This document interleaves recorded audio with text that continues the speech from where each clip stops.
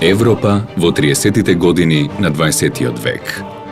Фашистичките режими во Германија и во Италија се погласно започнуваат да дуваат во војните труби.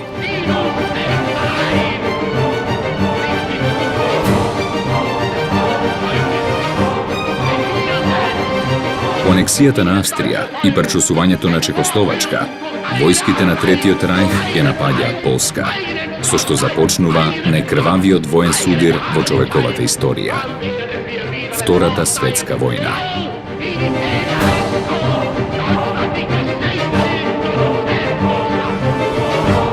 Првите 2 години од војувањето биле обележани со триумфи на силите на Оската.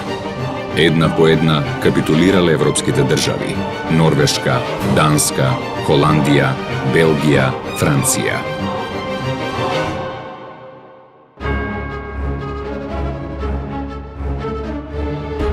И додека германскиот фирер бил обседнат со борбата против Британија, неговиот италијански партнер го свртел своето внимание кон Грција. И покрај неутралноста што грчката влада јавно ја декларирала, Мусолини на грчкиот премиер Јоанис Метаксас му доставил ултиматум за територијални отстапки во корист на Италија.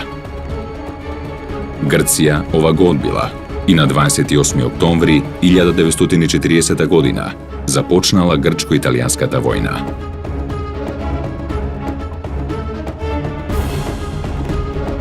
Двете неуспешни италијански офанзиви по линијата на фронтот, кој се протегал од планината Грамос до брегот на Јадранско море, овозможиле грчката армија да започне контраофанзива и да навлезе на територијата на италијанскиот протекторат Албанија.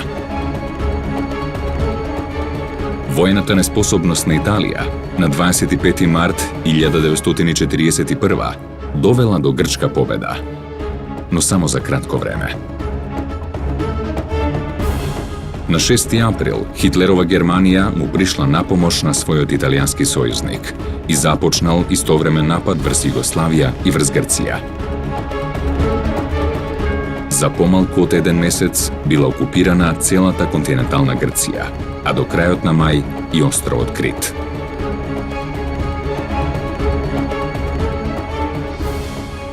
Во сите овие војни операции биле опфатени и голем број македонци, регрутирани со мобилизацијата спроведена на територијата на Македонија и на Тракија.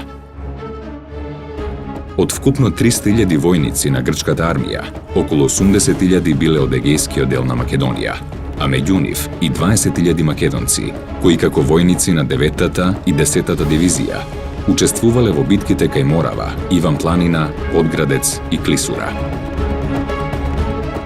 За ова зборуваат и статистиките, според кои од вкупно 12.620 загинати војници на грчката армија, 2/3 биле македонци и доселеници од Мала Азија. Но овој влог бил залуден. Со капитулацијата на грчката држава, егејскиот дел од Македонија потпаднал под тројна фашистичка окупација. Голем дел од македонците навистина биле насилно мобилизирани во рамките на грчката војска и биле во првите борбени редови. Таа војна била туѓа за македонците. Но од една страна, можеби, во еден известен степен ги крепела мислата што ги заштитувале своите родни огништа од едно ново робство. Ке се заменело едно робство со ново робство. Грчкото робство, тоест грчката власт со италијанска или подоцна со германска власт. Македонците не влегле со некоја посебна волја и желба да се борат во таа грчко-италијанска војна, но навистина голем дел од нив ги положиле животите во еден период од околу година помалку од година, за да веќе во континуитет од 1941 година македонците ќе влегле во еден нов воен конфликт кој што траел до крајот на 1944 година. Грчко-италијанската војна се вршеше исклучиво по законите на Грција. Значи, чим наполниш таму 19 години, автоматски класата која повикува и така ги повикува нашите луѓе. И никој не може тука да се одбие.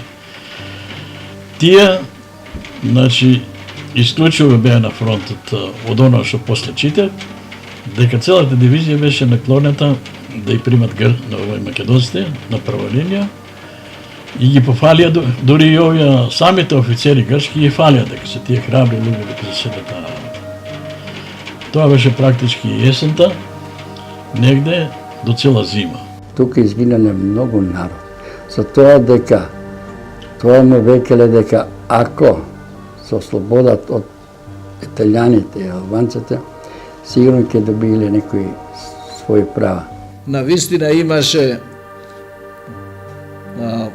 огромно ангажирање на нашите луѓе во борбата меѓу грчката и италијанската армија. Памтам, и татко ми беше еден од учесниците во таа војна и кажува често дека кога македонците ќе стапеа на фронтот, италијаните се повлекува и обратно, кога грци и така натаму, као епизоди, веројатно има и вистина во тоа. Повеќето војници тогаш и тие што биле поставени на прв ред, на првиот фронт, биле македонци, а нормално бидејќи со тој начин Грција добиваше поголем број на војници, од друга страна ако гинеа уште подобро за неа, оти ќе се ослободуваше од такви непосакувани граѓани. Целата територија на Централна и Западна Македонија, на која воедно живеел и поголем дел од македонското население, се нашла под италијанска и под германска војна управа. Во воспоставувањето на новиот поредок асистирала новоформираната грчка квинслишка влада, на чело со генералот Георгиос Чолакоглу, подписникот на капитулацијата на грчката армија кај Епир, кој го обновил репресивниот административен апарат на својот претходник, премиерот Иоанис Метаксас. Источниот дел од Егејска Македонија потпаднал под бугарска окупација и го добил називот Беломорска област. Во него била воспоставена бугарска административна, војна и политичка власт, која веднаш презела низа мерки за асимилирање на македонското население и за трајно анектирање на оваа територија. Во духот на таквата политика, на 5 јуни 1942 година бил донесен посебен закон со кој сите македонци од Беломорската област станале бугарски државјани. Развојот на настаните во Европа и почетокот на Втората светска војна за македонскиот народ беше нова несреќа.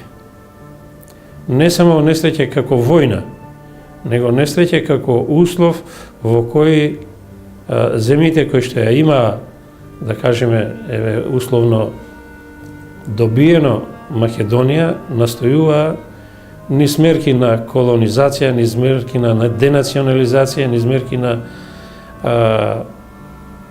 одземање или неодобрување на националните и човечките права на македонскиот народ во составот на земјите во кои припадна, натаму да ја декомпонираат Македонија како национална заедница на македонскиот народ и македонската територија како основа за основање на македонската држава. Егејска Македонија во периодот 1941-1944 година се наоѓала во едни специфични војно-политички услови. Таа доживеала тројна поделба. Западниот дел од Егејска Македонија се нашол под италијанска окупација. Централниот дел од Егејска Македонија, кој што германците го сметале како стратегиски важен дел поради Варданската долина и поради рудните ресурси, влегол под германска окупација и тука германците се обиделе да формираат и една грчка квиснишка држава. Источниот дел од Егејска Македонија, Драмско, Каалско, Серецко, бил под бугарска окупација. Населението беше во многу тешка ситуација. Во тие територии кои беа под окупација на бугарите, човек мораше да се пише бугарин за да добие храна или помош од бугарската војска. Дори имаме случаи во Солун се пишуваат моменти кога дури и грци се пишале бугари за да добијат храна. Значи ситуацијата била изузетно тешка. Малку полесно била во таа територија која била под италијанска окупација, таму и татко ми имам директни сведоштва за тоа. Меѓутоа ситуацијата изузетно тешка, малку храна, голем глад, репресии од од грчките жандармери. Па тогаш беше практички вака. Германците беа во Лерн, италијаните беа во Костур. Бидејќи припаѓавме ние под Костур за одредени проблеми. Беше поблиску жандармеријата таму, не? А во Лерн идевме за набавка на храна, за купување стока и така натака. Ние бевме точно на линијата, пошто сме Вичо таму и на Рунзел. Од една страна припаѓа Костурскиот дел, од друга страна Ленинскиот. Ние припаѓавме, доваѓа се меше и италијаните и германците. И тој период го памтам многу добро, затоа што италијаните, кога му требаше храна и на свет, доваѓа во селото, врша конфискација на стока, на сета таа работа, требаше да се носи во Костур.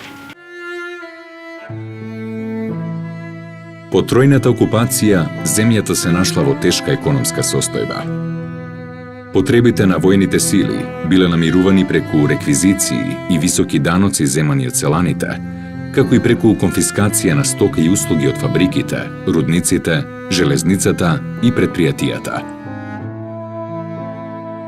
Лошите економски услови наскоро довеле до сиромаштија, а сиромаштијата и до масовна глад, од која во зимата 1941-42 умреле над 100.000 луѓе. Незадоволството од новиот административен апарат довело до појава на организиран отпор, односно до формирање на Национално-слободителниот фронт на Грција, ЕАМ, и неговото вооружено крило, Грчката национално-слободителна армија, ЕЛАС. Иако ЕАМ представувал коалиција на неколку партии, Земјоделската партија, Социјалистичката партија, Унијата на народна демократија и Комунистичката партија на Грција, сепак тој бил раководен од комунистите, кои во предвојната диктатура на Метаксас стекнале големо искуство во илегалното дејствување.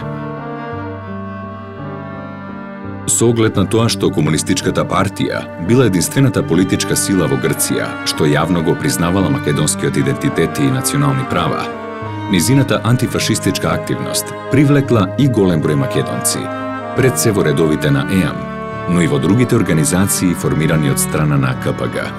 Федерацијата на Комунистичката младина на Грција, ОКНЕ, Националната сегрчка организација на младината, ЕПОН, и Организацијата Национална солидарност, ЕА.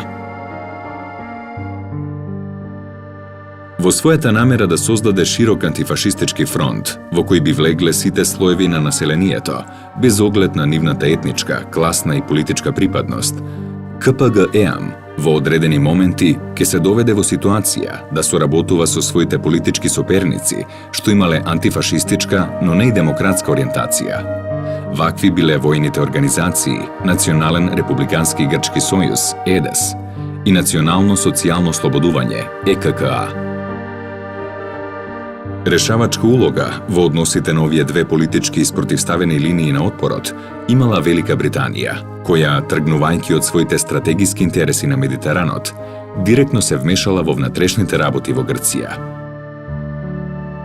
Поддржувајќи го ЕДЕС и успевајќи да оствари соработка помеѓу него и ЕЛАС во борбата против фашизмот, Велика Британија го ставила под контрола грчкото движење на отпорот, со што создала поволен политички терен за обнова на монархијата во земјата по ослободувањето.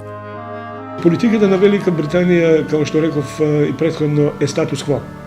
Значи, тие воопшто не се замараат со македонското прашање, за нив македонското прашање е прашање кое што со онаа состојба која што е создадена по Букурешкиот и по Версајскиот мировен договор од 12, 18, 19 година веќе е решено, Македонија е поделена, тие делови треба да се останат во рамките на државите во кои што се наоѓаат. По 6 априлскиот напад и побегањето на југословенската влада на кралската југословенска влада прво во Каиро, а потоа во Лондон, каде што најдо уточиште прибежиште сите кралски влади кои што држави кои што беа нападнати од германците и од Италија. Тие таму едноставно таа кралска југословенска влада и сите други влади ги одржува односите како да не се наоѓаат во војна. Едноставно, сите има меѓусебни амбасадори распределени во односните влади, кои што си функционира сосема нормално. Во една таква ситуација, крајот 1941 година, Велика Британија поведе иницијатива да дојде до склучување на унија меѓу Грција и Југославија, со цел по војната кон таа унија да се приклучат и Бугарија, да се приклучи и Албанија, да се приклучи и Романија, Турција, по другите држави на Балканот. Значи, идејата беше многу едноставна.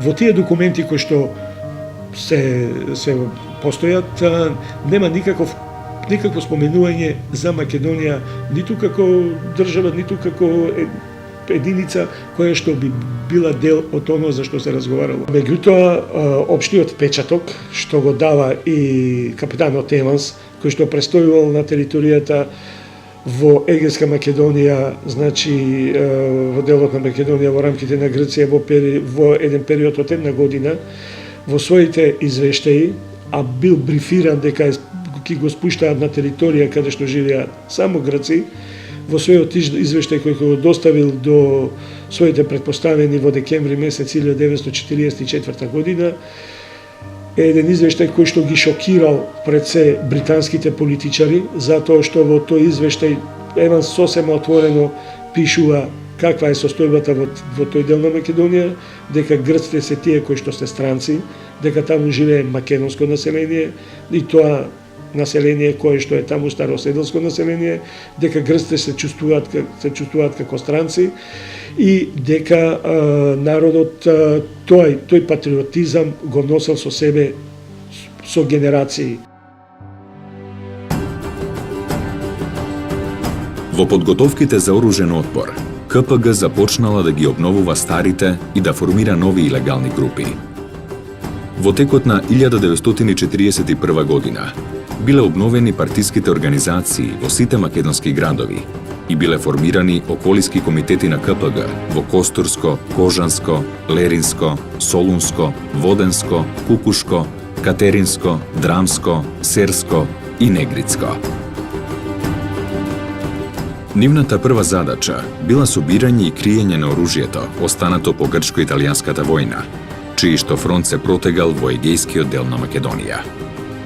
Големо значење во организирањето на народно-ослободителното движење имало ослободувањето на 27-те комунистички раководители од затворот Акронавплија на 29 јуни 1941 година. Меѓу нив били и македонските комунисти Андреа Чипов, Лазо Трповски, Ташко Караджа, Русалим Харизанов, Лазо Дамовски и други. Неколку дена подоцна, на 6-тиот пленум на КПГ, македонецот Андреа Чипов бил назначен за секретар на новоформираниот Централен комитет на КПГ. Благодарение на Втората светска војна, во Македонија дојдоа некако поубави времиња во тој дел на Македонија. А што беше тоа? Тоа беше дека додека траеше Втората светска војна, додека беа германците таму, италијаните, бугарите, постоеше една желба, борбата против нив, отпорот во Грција против нив, дека и за македонците ќе биде подобро. Ако се истерат окупаторот, дека ние ќе имаме уште тогаш беше ветено некакви права. Па уште од тогаш беа формирани некои наши македонски организации на жените и така натаму. И полека почна да се формира единици македонци, значи кои се бора против окупаторот, но истовремено мисля и на ослободувањето, односно на добивањето на правата. Единствена политичка партија во грчкото политичко милје, која што го признавала македонското прашање, и како државно и како национално, била Комунистичката партија на Грција. Грчките партиски комунистички функционери насекаде го истакнувале правото на македонците од Егејска Македонија на самоопределување до отцепување. Дури првобитно во нивната програма, се до почетокот на 30-тите години, стоел политичкиот лозунг дека македонците имаат право да создадат обединета македонска држава во нејзините етнички и географски граници, кон кои што ќе се приклучила и Егејска Македонија. Δεν θα ήθελα να κάνω κριτική στην πολιτική του Κουκουέ, τη γνωρίζω βέβαια, όπως ξέρετε ήταν υπέρ της ανεξάρτητης Μακεδονίας. Εκείνο που θα πρέπει να λέμε ίσως είναι ότι η πολιτική των κομμουνιστικών κομμάτων καθοριζόταν όχι από την Ελλάδα, αλλά από τη Ρωσία, από τη Σοβιετική Ένωση. Δεν μπορώ να πω σε λεπτομέρειες, αλλά είναι σαφές ότι είναι άλλο πράγμα η πολιτική να καθορίζεται από την Αθήνα και άλλο να καθορίζεται από τη Μόσχα. When we are talking about Macedonians joining the Democratic Army of Greece, the communist movement in Greece during the resistance against the Germans and afterwards during the civil war, when we are talking about Macedonians joining this movement, one should first clear a misunderstanding, which is a very big misunderstanding. Macedonians who joined the communist, let's say, front, the communist army, were not necessarily communists, but or not even they were not even liking the communist ideology, but they were convinced by the communists, by the communist propaganda in their places, that if they support the communist cause, then they will get their rights as Macedonian citizens within the Greek state. They will get their language, they will get their ethnic dignity, they will have their schools, they will have their institutions, they will have everything. So the Communist Party in Greece back then was promising them rights, was promising them that they will be proud to feel Macedonians and to say this in public.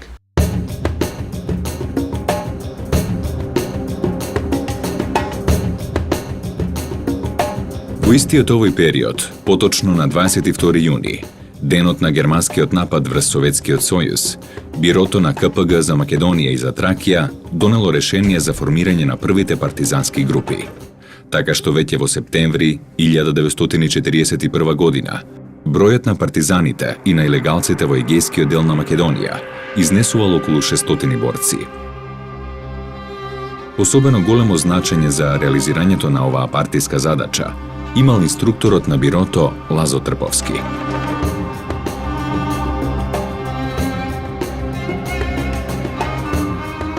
Во септември партизанските групи ја започнале својата оружена активност, напаѓајќи ги жандармериските станици во селата Монух и Грамадна, а ја извели и првата саботажна акција, кревајќи го во воздух мостот кај селото Аканџали. На 28 септември истовремено били извршени 2 напади врз полициски станици во Драмско, оружена акција што историјата ќе ја запамети како Драмско востание. Востанието, за жал, траело само еден ден.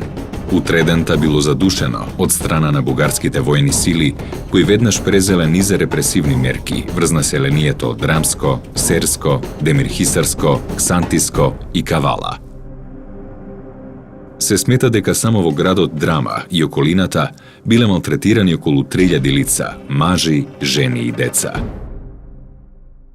Уште во 1941 година било кренато едно така наречено Драмско востание, кое што било организирано заедно од македонци и грци симпатизери на Комунистичката партија на Грција, кои што се кренале против бугарската окупација и во еден краток временски период ослободиле неколку населени места во Драмско. Бугарската власт жестоко се пресметала со востаниците и поради големиот број на жртви кои што биле дадени во текот на тие востанички борби. Неколку се смета дека според некои статистички податоци бугарската војска и полиција ликвидирала околу 3 до 4000 востаници. Тоа одекнало и во западните медиуми, се пишувало дури и во Велика Британија, во Соединетите Американски држави за навистина суровите репресалии што бугарската војска ги презела против востаниците. Но ете, тоа е еден прв обид за македонско-грчко заедничко дејствување. Драмското востание, не знам многу од таа работа, меѓутоа тоа што се правеше во Костри, во Лер, ние помагавме да си го практички што побрзо да убиеме геноцидот. И тука е проблемот што ние македонците не создадовме оно единство да видиме што треба да правиме во овој момент. Оти практички тоа беше судбоносен момент. На територијата на Егејска Македонија, по доаѓањето на бугарската војска 1941 година, веднаш беа формирани чети или контрачети, како ги нарекуваат нашите партизани, под името Охрана. Значи, тие бугарите воглавно манипулирале со чувството на секој македонец, со жалбата на секој македонец да има независна држава. И тие им рекле, еве ви оружје, сега ќе се борите против грците и ние кога ќе заврши Втората светска војна, ние со германците ќе ви дадеме независна држава. Така да многу македонци се разбира се излажија и учествуваа во тие одреди на охрана или контрачети, како ви вика. Тоа е братоубиството како се врши. Значи, македонци што беа од Елас, да убиват овие комитети што беа македонци. Зголемената активност на движењето на отпорот предизвикала реакција кај окупацијските власти и во германската и во италијанската окупацијска зона. Зачестиле масовните затворања, малтретирање на населението, стрелања. Во италијанската окупацијска зона биле формирани посебни војни единици, така наречени батальони за претрес, кои извршиле големи материјални штети и злосторства врз населението во Костурската и во Преспанската област. Во октомври 1941 година германските окупацијски власти извршиле жестоки напади врз одделни села во Кајларско, Нигрицко, Кукушко и Леринско.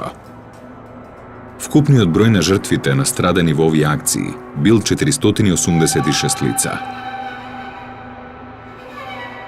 Во истиот период, во Костурската област, 299 комунисти биле уапсени и затворени во концентрациониот логор Павло Смелас.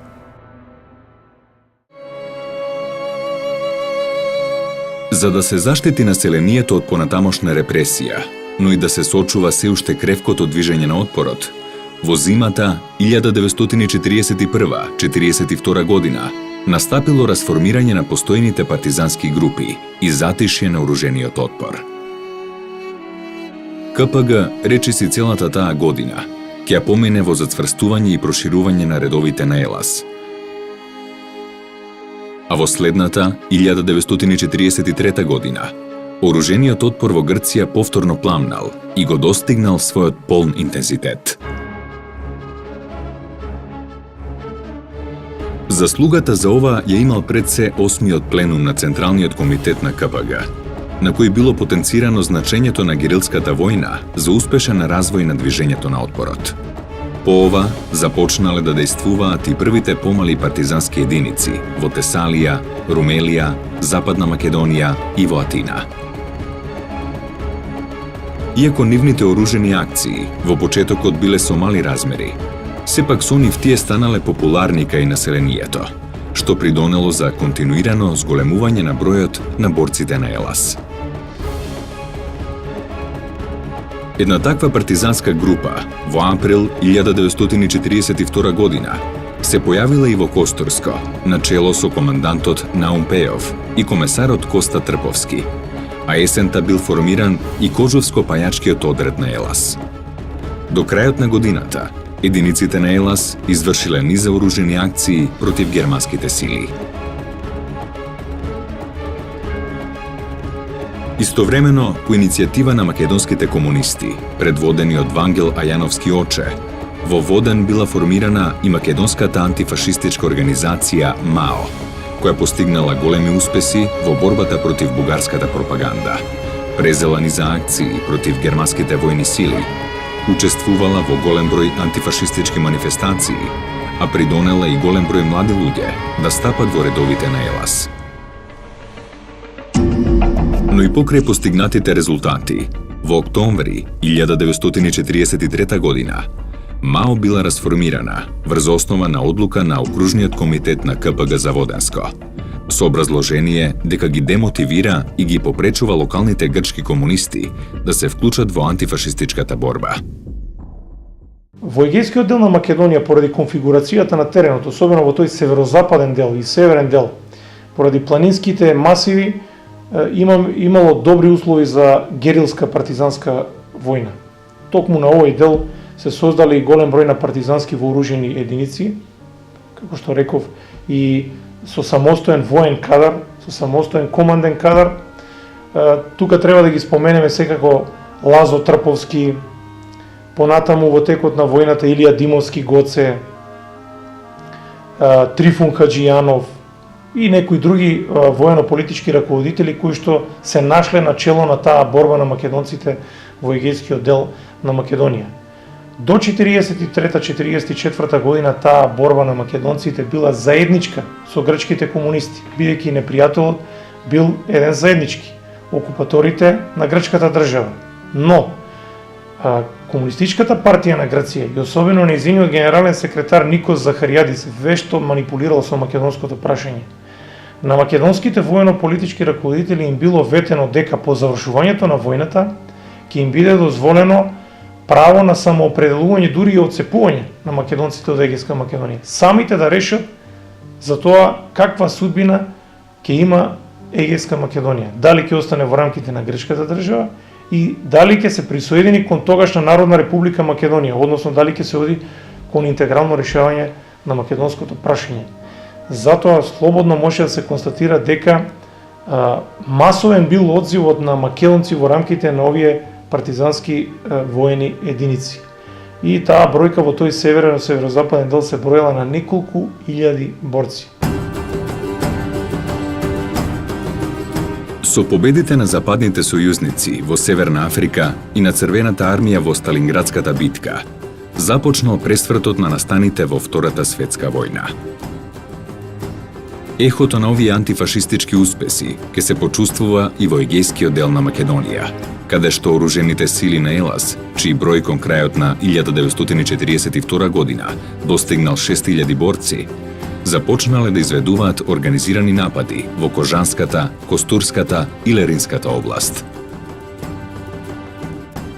За ваквите успеси несомнено придонеле и големиот број новоформирани партизански единици, меѓу кои партизанската група во Костурско и неколкуте такви групи во Леринско, кои го представувале јадрото на Леринскиот партизански одред ВИЧ. Во пролета 1943 година, партизаните на ЕЛАС, што действувале на територијата на Егејскиот дел на Македонија, ги постигнале првите поголеми успеси и против италијанската војска, ослободувајќи ги за кратко време градчињата Сјатишта, Хрупишта и Гревена со околните села, а на планините Пинт и Грамос ја создале и првата слободна територија, во која ќе влезе и повторно заземената Гревена. По ова следувала контраофанзива на окупацијските сили и на грчките провладени формации, судир во кој непријателските војски ќе претрпат големи загуби, но речиси целосно ќе ги уништат селата во чија близина се одвивале битките. Есента 1943 година биле задоволени упорните барања на македонците за создавање сопствени политички и војни институции на борбата. Биле формирани Славјано-македонскиот народно-ослободителен фронт СНОФ и партизанскиот одред Лазо Трповски, наречен во чест на тогаш веќе загинатиот македонски револуционер Лазо Трповски. СНОФ за мошне кратко време воспоставил широка организацијска мрежа, вклучувајќи во своите редови околу 5000 македонци во Костурската и речиси двојно повеќе во Леринската област. Во почетокот на 1944 година, во која ЕЛАС во Грција ќе нарасне во респектабилна вооружена сила со околу 50.000 борци, се појавили и првите оружени групи на СНОФ за Костурско, кои действувале под името Славјано-македонска народно-ослободителна војска, СНОФ. Голем придонес за популарноста на СНОФ меѓу македонското население имале и весниците Славјано-македонски глас, орган на СНОФ за Костурско и Победа, орган на СНОФ за Леринско, кои излегувале на македонски јазик. Паралелно со овие два весника биле печатени и голем број прогласи, летоци и прокламации, издавани по разни поводи.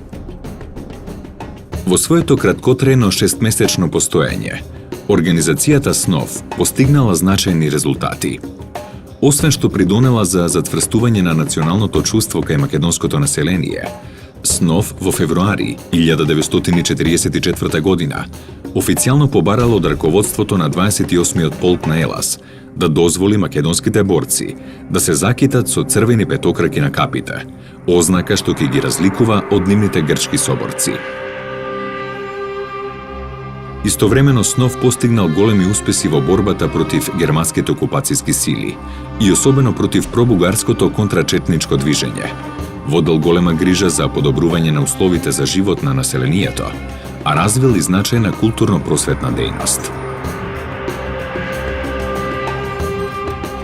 Богатата активност, постигнатите успеси, големата популарност кај населението, но пред се тенденцијата за самостојно действување, што ја покажале македонските институции на борбата, биле причина КПГ во април 1944 година да донесе одлука за расформирање на одредот Лазо Трповски и на организацијата СНОВ. Ваквата апсурдна одлука имала политички девијантна заднина. Македонските антифашистички институции представувале пречка во спроведувањето на политиката на КПГ за договор со другите политички сили во Грција по прашањето за повојното уредување на земјата. Договор што почивал на консензусот дека во Грција живеат единствено грци. Од тука, КПГ се согласила на компромис за склучување примирје меѓу оружените сили на Елас и на ЕДЕС, подпишано во крајот на февруари 1944 година во Плака Епир, пошто следниот месец го формирала политичкиот комитет на националното ослободување ПЕА, како војно и политичко тело составено од сите учесници во ЕАМ. Ова тело учествувало на Либанската конференција, одржана во мај истата година, каде што представниците на највлијателните политички партии и организации на отпорот во Грција од една и грчката емигрантска влада од друга страна, ја создале така наречената влада на национално единство. Наспроти сите своји успеси на бојното поле, во оваа влада ЕАМ добила сосема мала и незначителна улога. Ваквата одлука за расформирање на македонските институции била причина една поголема група македонци, партизани и членови на СНОВ да се одцепат од Елас и по добивањето согласност од главниот штаб на Народно-слободителната војска и партизанските одреди на Македонија да ја напуштат територијата на егејскиот дел на Македонија и да се префрлат на планината Караорман. Од овие борци бил формиран Костурскиот батаљон, кој влегол во составот на првата македонско-косовска бригада. И во периодот во 1941 до 1944 година македонците во егејскиот дел на Македонија беа тие кои што се ставија на страната на отпорот, значи беа дел од единиците на Елас и покрај многобројните пречки кои што беа правени од страна на членовите на ЕАМ и на ЕЛАС, на политичкото раководство ЕАМ и на ЕЛАС, со цел да не формираат своји партизански единици, сепак тие успеа да се изборат и да формираат и своји партизански единици. Формирањето на СНОВ како политички, но и војниот дел одело на вистина тешко поради тактизирањето на комунистичката партија на Грција со македонското прашање. КПГ и покрај тоа што го признавала постоењето на македонското прашање, сепак и во овој временски период постојано била во контакти и во преговори со грчките десничарски политички кругови за формирање на една коалициона влада на национално единство. И нормално е дека тука залог за таквата коалиција било македонското прашање. Грчките десничарски политички партии барале од Комунистичката партија на Грција и од ЕЛАС да се откаже од соработката со овој дел од ЕЛАС и од ЕАМ, Грчкиот национално-ослободителен фронт. Така и се случило. Во 1944 година Комунистичката партија на Грција ја забранила работата на СНОВ и на Славјано-македонската народно-ослободителна војска.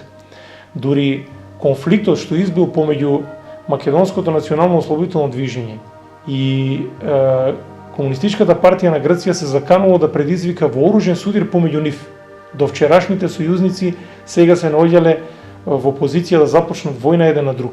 И за да не дојде до тоа, македонските вооружени партизански единици преминале во вардарскиот дел на Македонија и се ставиле под команда на тогашниот главен штаб на Народно-ослободителната војска на Македонија, под команда на Михајло Апостолски.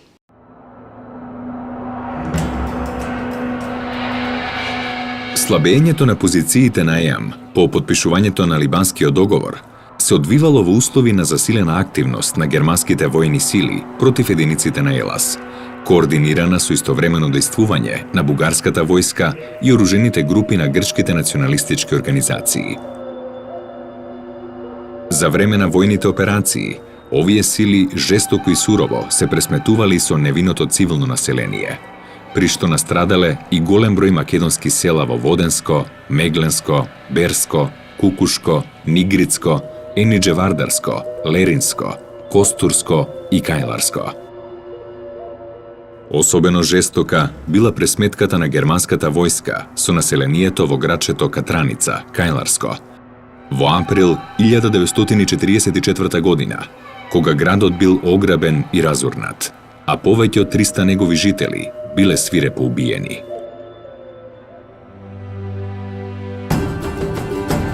Во вакви услови, на 16 јуни на планината Кајмакчалан бил формиран Воденскиот македонски батаљон со речиси 600 македонски борци, но бил расформиран во септември истата година, непосредно по подпишувањето на договорот во италијанскиот град Казерта, со кој ЕЛАС и ЕДЕС биле ставени под команда на грчката коалициона влада и на британската команда. Незадоволни од оваа одлука, борците на Воденскиот батаљон во средината на октомври се префрлиле на територијата на Вардарскиот дел на Македонија, каде што продолжиле да се борат во рамките на првата егејска ударна бригада. Сличен бил патот и на Леринско-Костурскиот македонски батаљон, формиран на 2 август во селото Поздивишта, Костурско.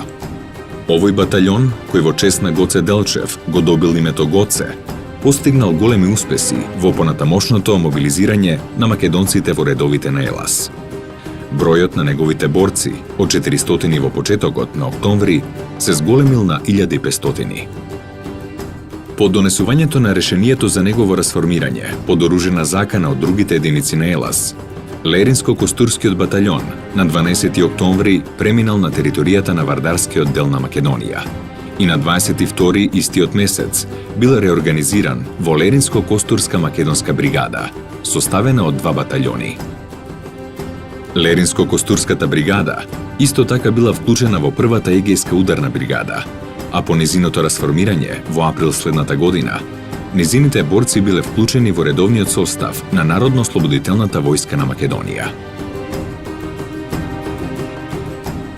Преминувањето на македонските батаљони и на голем дел од македонското политичко и војно раководство во Вардарскиот дел на Македонија довело до формирање на политичката комисија за Егејска Македонија, како политички орган што ќе го раководи движењето на македонците во Грција.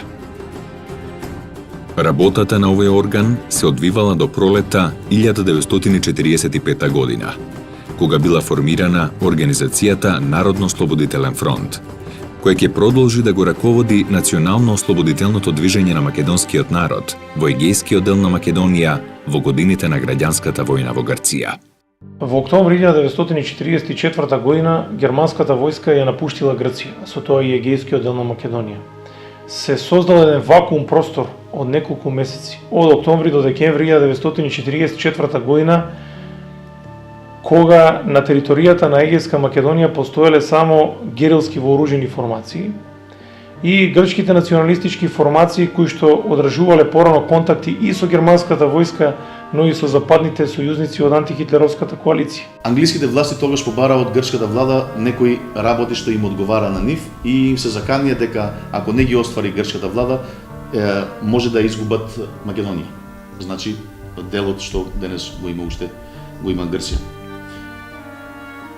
Тогаш, кога им ветија грчката власт на англичаните дека ќе соработуваат со нив за сите интереси на англичаните, почна една офанзива, нека нарачам така, на тероризам во македонските села со цел тој црн трн од грчката нога да се извади веќе конечно со согласување на англичаните и да бидат тие луѓе протерани бидејќи мораше една за секогаш, според грчката власт, да се реши тој проблем. Тоа е фактички предворието или увертирата во почетокот на граѓанската војна во Грција.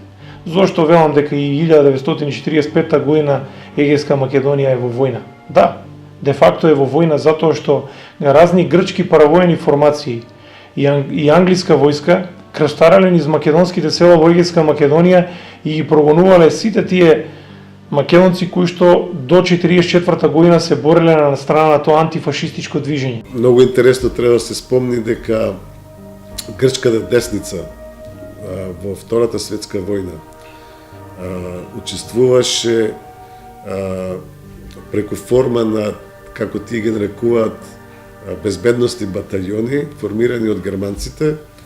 Тие во секојаш биле во борба против грчката левица, значи условно против Елас и против партизаните. И многу е интересно да се спомни дека во 45-та година по крајот на војната, кога во сите држави во Европа, сите тие кои колаборационисти, кои соработуваа со окупаторот, беа осудени и пикнати во затвор и многу од нив стрелани, во Грција всушност по поразот на Елас и на Грчка комунистичка партија 1944 година, кога дојде на власт така наречената демократска влада на десницата во Грција, сите тие соработници на окупаторот станаа всушност новата државна машинерија на Грција. Грците кои инако мислеа, тие кои се бора, фактички има колаборација со окупаторот, почна и македонците да ги гонат. Вика, вие сте бугари и ќе си одите во Бугарија. Тоа значи многу народ во тоа време, до 1944 беа присилно иселени. Ќе одат бандитите фактички во селото, ќе отепат или ќе заколат некој и вика до утре да ве нема. Вие сте бугари, ќе си одите во Бугарија. Тоа го правеа оние грчки единици кои всушност се бореа за враќање на стариот систем во Грција. И почна со разни парадржавни структури, чети, да се напаѓаат села, да се горат, да се силуваат жени, да се убиват без причина македонци со цел да ги уплашат и да ги, како и голем дел така и беше, да станат и да си одат од грчка територија. Во меѓувреме, во Грција се случиле неколку настани, поразителни за движењето на отпорот, групирано околу КПГ, кои ќе доведат до конечен пораст на силите на ЕАМ и ќе го отворат патот за обновување на монархијата во Грција. Наспроти војните успеси на Елас во конечните борби со германската војска, која забрзано се повлекувала од територијата на Грција, политичката моќ на ЕАМ рапидно опаѓала. Неуспешните преговори на ЕАМ со грчката влада за разоружување на силите на Елас и за формирање на новата национална армија на Грција довеле до судири помеѓу Елас и британските војни сили во декември 1944 година во Атина. По овие судири следувал договорот во Варкиза од 12 февруари 1945 година, со кој Елас била демилитаризирана и политички поразена, а стариот политички режим бил вратен на власт. Ваквиот развој на настаните бил увод во трагедијата што следувала – граѓанската војна во Грција. Втората светска војна имала големи последици врз населението од егејскиот дел на Македонија. Во периодот од октомври 1940 до јуни 1944 година, од нападите на окупацијските и грчките војни структури биле разурнати и опожарени 266 села. До крајот на 1943 година, во западните и централните македонски области, животот го загубиле околу 6000 лица, а поради фашистичкиот терор, речиси 20.000 македонци биле принудени да ја напуштат земјата. Освен тоа, од егејскиот дел на Македонија, во концентрационите логори биле депортирани 46.413 евреи. Но и покрај големите загуби, македонците од егејскиот дел на Македонија во рамките на ЕЛАС стекнале и одредени национални придобивки. Македонски организации, македонски оружени единици, македонски печат, македонски културно-уметнички друштва и македонски училишта.